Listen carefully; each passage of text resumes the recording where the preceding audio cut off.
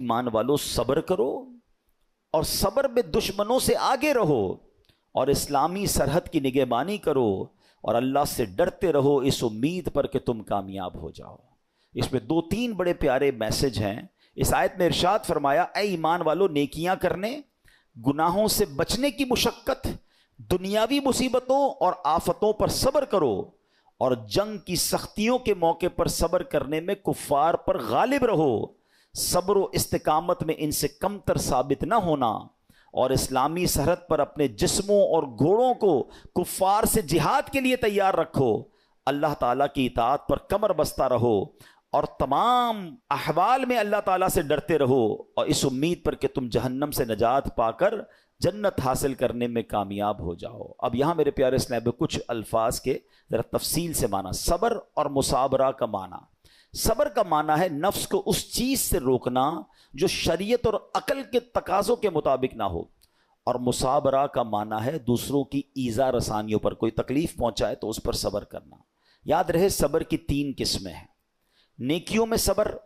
جیسے بعض اوقات انسان نیکی کرتا ہے تو اس کو تکلیف ہوتی ہے، مشکل ہو رہی ہوتی ہے، فجر کے لیے اٹھنا ہے، نیکی کی دعوت دے رہا ہے تو کوئی مخالفت کر رہا ہوتا ہے، دین کا کام کر رہا ہوتا ہے تو رکاوٹیں آ رہی ہوتی ہیں، تو نیکی کرنے میں جو تکلیف ہو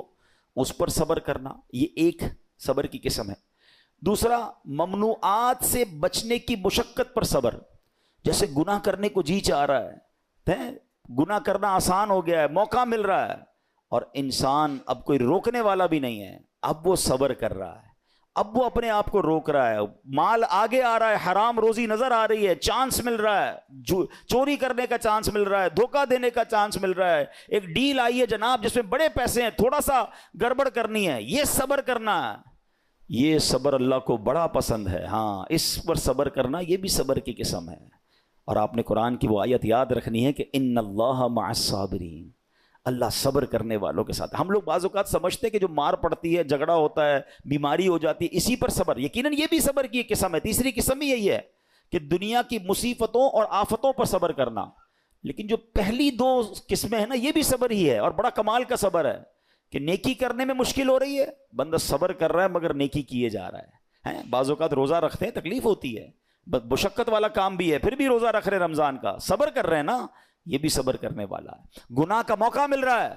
گناہ نہیں کر رہا، رک رہا ہے، یہ بھی صبر کرنے والا ہے۔ تکلیف آ گئی، آفت آ گئی، مصیبت آ گئی، اللہ کی رضا پر راضی ہے، صبر کر رہا ہے، یہ بھی صبر کرنے والا ہے۔ اچھا، اب